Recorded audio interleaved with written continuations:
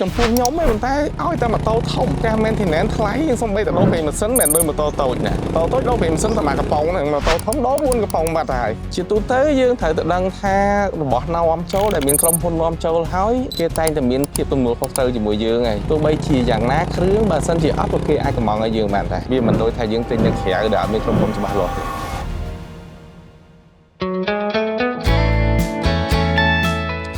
ខ្ញុំ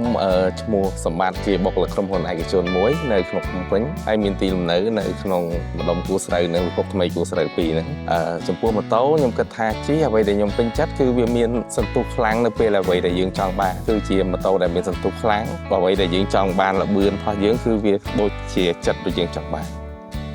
ដោយសារវាជា old fashion ហើយខ្ញុំក៏រៀងចំណាស់ដែរអញ្ចឹងដោយសារខ្ញុំស្អែកជាងដែរអញ្ចឹងម៉ូតូហ្នឹងគឺវាស័ក្តិសមជាមួយនឹងមនុស្សដែលមានវ័យរៀងចំណាស់អញ្ចឹងវា classic ហើយវាធ្វើមកគឺសម្រាប់ថាមនុស្សតែយើងចំណាស់សមរម្យហ្នឹងអាចជិះម៉ូតូហ្នឹងបានខ្ញុំគិតថារូបរាងបែបហ្នឹងគឺនៅតែបន្តទៀតដោយសារតែវាយើងនិយាយទៅថាវាមិនសាំភ្នែកគឺរូបរាងបែបហ្នឹងគឺពួក vintage ហ្នឹងគឺវាមិនសាំភ្នែកទេគឺវានៅតែមើលទៅ5ឆ្នាំ10ឆ្នាំទៀតនៅតែមើលចូលភ្នែកដដែលឲ្យតែយើងមានទំហែទាំល្អ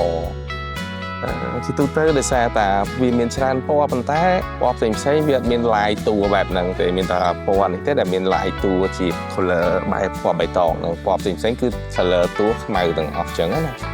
ម៉ូតូនេះខ្ញុំចាប់អារម្មណ៍ហើយស្រាប់ហើយប៉ុន្តែខ្ញុំដំបូងខ្ញុំគិតថាវាមិនសូវជាធំទេដល់ពេលខ្ញុំចូលដល់ចិត្តខ្ញុំឃើញថាវាធំហើយវាខ្ពស់សម្រាប់អ្នកដែលមានកម្ពស់ទាបគឺមិនសូវជាត្រូវទេតោះតែចាប់ពី 1.75 ឡើងទៅដែលខ្ញុំអាចថាស័ក្តិសមជាមួយនឹងម៉ូតូហ្នឹងណាជើងជាទូទៅម៉ូតូនេះវាត្រូវដាក់វាដល់ប្រហែលជាប៉ុណ្នេះវាល្មមហើយយើងដាក់ចេះទៅម៉ូតូនោះគិតថាវាទាបពេកជាទូទៅតែយើងវាជើងយើងដាក់ទៅយើងឆ្អើតចុងដល់ដីអញ្ចឹងគឺវាល្មមសម្រាប់គេធ្វើខ្នាតសម្រាប់ឲ្យយើងជិះបានហើយនៅពេលដែលមុននឹងទិញក៏ខ្ញុំមើលស្ពេចនឹងខ្លះដែរអាម៉ូតូនោះវារបៀបបាច់ការប្រើប្រាស់របៀបម៉េចអីរបៀបម៉េចក៏ខ្ញុំចូលឆែកស្ពេចតាមអ៊ីនធឺណិតមើលពីលក្ខខណ្ឌនឹងម៉ូតូហើយនឹងស័ក្តិសមជាមួយនឹងអ្នកដែលប្រើប្រាស់អត់ប៉ុន្តែវាជិះផ្លូវស្ទះរៀងក្តៅជើងតិចដែរប៉ុន្តែបើសិនជាយើងជិះផ្លូវលាតទៅហ្មងហើយកុំឲ្យតែយើងជិះផ្លូវស្ទះខ្លាំងកុងទ័រជាទូទៅខ្ញុំតែងតែមើលចំណុចដែលខ្ញុំចាប់អារម្មណ៍កន្លែង trip ហើយនិងកន្លែងដែលមានសល់របស់សាំងបាន1គីឡូអាហ្នឹងគឺជាចំណុចដែលខ្ញុំត្រូវមើលជាងគេហ្មងកន្លែងហ្នឹងព្រោះវាគិតពីថាយើងត្រៀមទុកពីមុនខ្ញុំគិតថាវាទៀងក្នុងការដែលយើងកុំឲ្យប្រើល្បឿនលឿនបើយើងប្រើល្បឿនលឿនគឺអត់ទៀងទេបាទតែកន្លែងហ្នឹងគឺបើយើងប្រើល្បឿនធម្មតាត្រឹម7-8អញ្ចឹងអាចល្បឿនហ្នឹងរត់តែថេទៀងតាមអ្វីហ្នឹងយើងអាចកំណត់បានខ្ញុំមិនដែរលុបគេដែរលុបប្រពន្ធគាត់ថាអត់អីវាស្រួលជិះដោយសារតែហេតុអីវាធ្វើមកវាស្មើវាអត់ដូចម៉ូតូប្រភេទផ្សេងដែលវាធ្វើបាសធ្វើអីចឹងអង្គុយនាំឲ្យពិបាកនៅពេលដែលអង្គុយស្មើវាមានភាពទន់ល្អលុបគាត់បានតែដើរនៅក្នុងពេញជិះពេញជិះអីគេព្រោះហេតុតែគាត់ល្ងធ្វើការដែរមិនតបានទៅខែតើយើងរកពេលណាមួយទៅនេះសិនបើខែទៅមុនគេវារៀង trip ខ្លីៗចង់ទៅកពតសាកសិនហើយបើសិនថាយើងអាចធៀងគាត់ហេហើយយើងអាចទៅឆ្ងាយទៅកន្លែងផ្សេងបានខ្ញុំមើលបើសិនជាម៉ូតូដែលមានតម្លៃហើយនឹងកម្លាំង cc ប៉ុណ្ណឹងម៉ូតូ Royal Enfield ហ្នឹងគឺមានតម្លៃធូរថ្លៃជាងគេបាទដោយសារតែម៉ូតូដែលមានកម្លាំង cc ចាប់ពី600ជាងក្រុមហ៊ុនផ្សេងគឺមានតម្លៃខ្ពស់ខ្លាំងជាងម៉ូតូហ្នឹង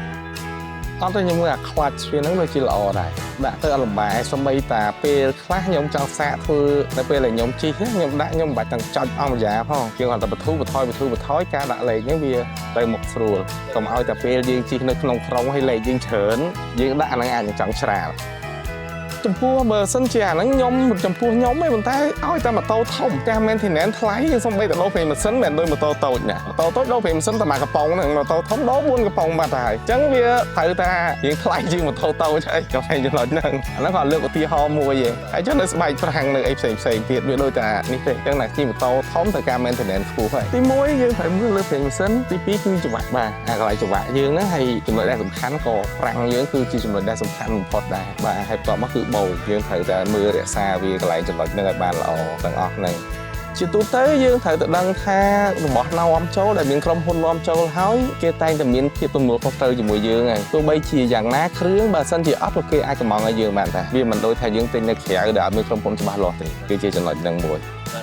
nhóm này nó có thà bà sân chỉ trong khi mà tàu nếu như phải mưa bị luôn này sân thà đi mua dương miênกับ pua แบบ nè thà ai nên tụt mà tàu nó bàn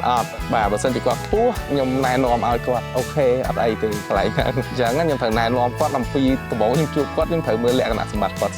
sân chỉ គាត់ hiện sẽ đại hiện ấy nhưng គាត់ tham mình xả xòm này chứ có cái như này nó còn tay của គាត់ nó sẽ bắn trong bán ok ឲ្យ គាត់ សាក mà tàu យើង ឲ្យ សាក ជីសាអី សិន ទៅ ដើម្បី ឲ្យ គាត់ យល់ ពី អារម្មណ៍ នឹង ថា យ៉ាង ម៉េច ចឹង មក ថា ចាប់ ស្រឡាញ់ បើ សិន អ្នក ខ្លះ អត់ មាន ទេ គាត់ តែ ក្រុមហ៊ុន ចាក់ ជីសិន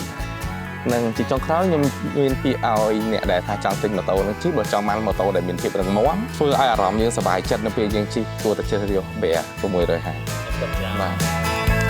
អរគុណ